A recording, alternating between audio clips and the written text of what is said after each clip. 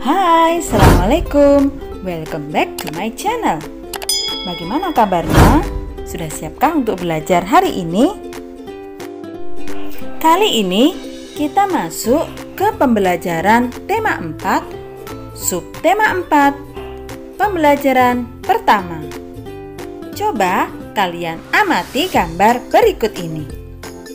Bagaimana menurut pendapat kalian tentang gambar ini?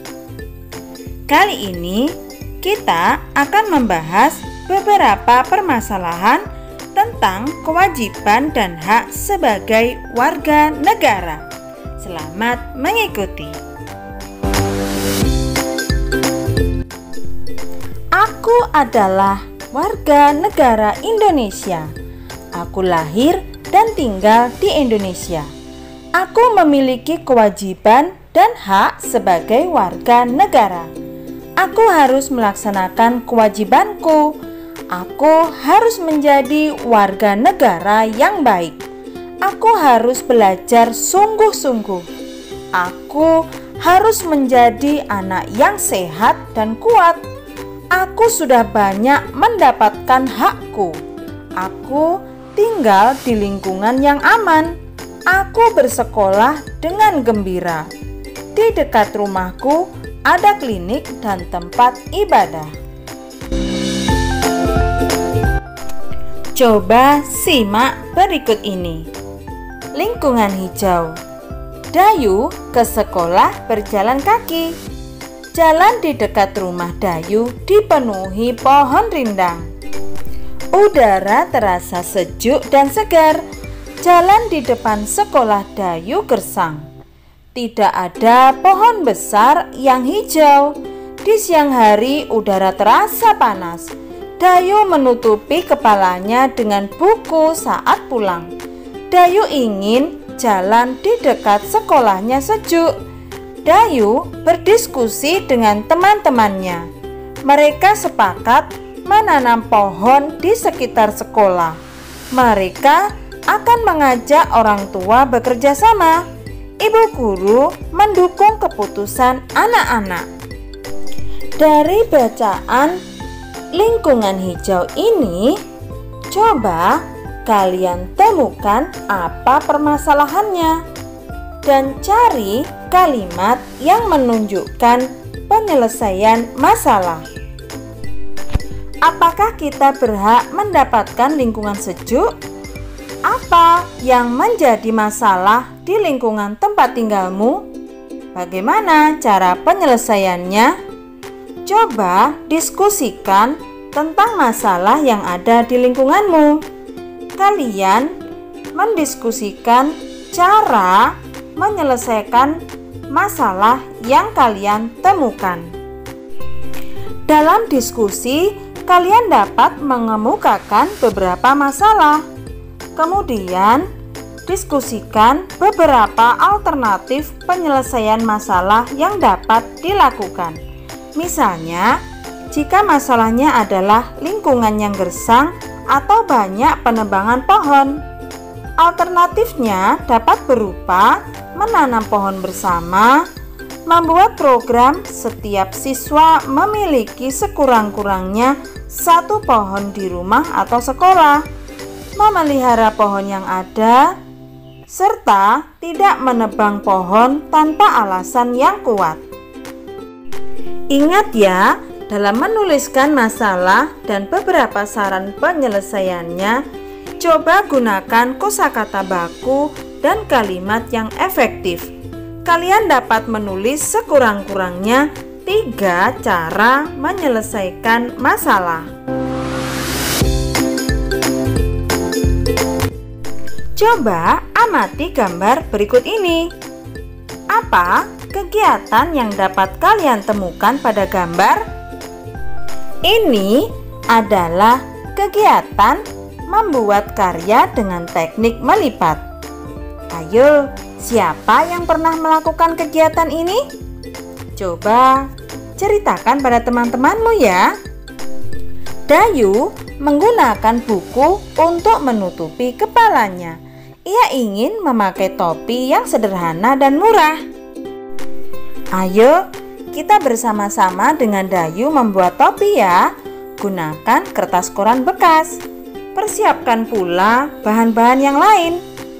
Selain kertas koran, kalian juga dapat menggunakan kertas sampul buku, kertas kado, kain flanel, dan yang lainnya. Bagaimana cara membuat topi yang sederhana dan murah dari kertas koran? Langkah-langkahnya, yang pertama, ambil selembar kertas koran. Kedua, lipat kertas koran menjadi 2 bagian. Sisi yang terbuka berada di bawah. Ketiga, lipat ujung kanan dan kiri ke tengah, lalu tekan membentuk segitiga. Keempat, lipat kertas kedua sisi bagian bawah ke atas, lalu tekan. Kelima, bukalah kertas perlahan, lalu rapikan. Keenam, topi sudah siap dipakai. Sesuaikan ukurannya dengan ukuran kepalamu. Jika hasil topi buatanmu kurang rapi, kalian dapat mengulang-ulang ya, hingga mendapatkan hasil yang bagus dan sesuai dengan ukuran kepala kalian.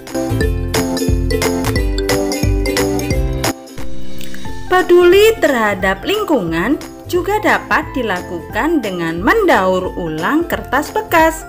Kertas bekas dapat digunakan untuk membuat prakarya.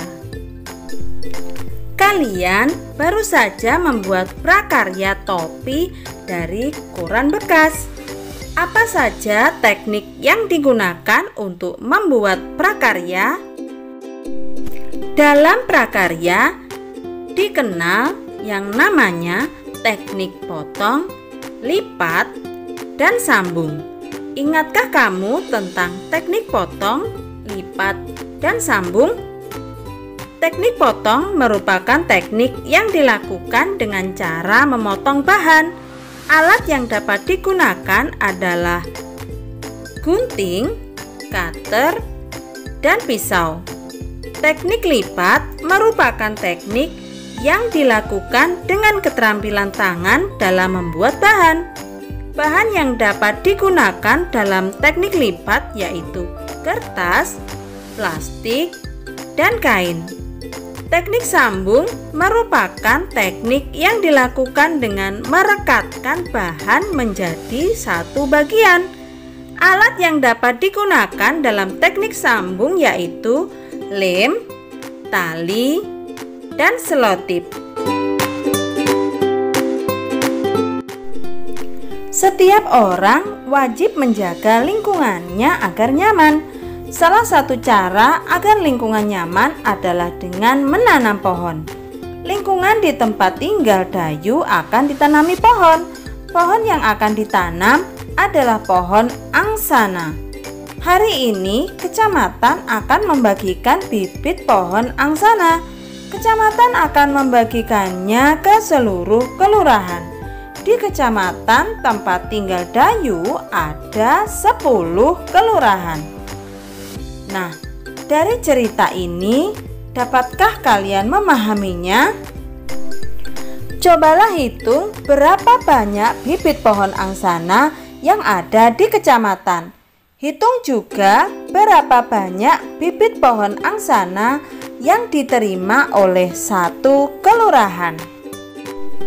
Bagaimana cara menghitungnya?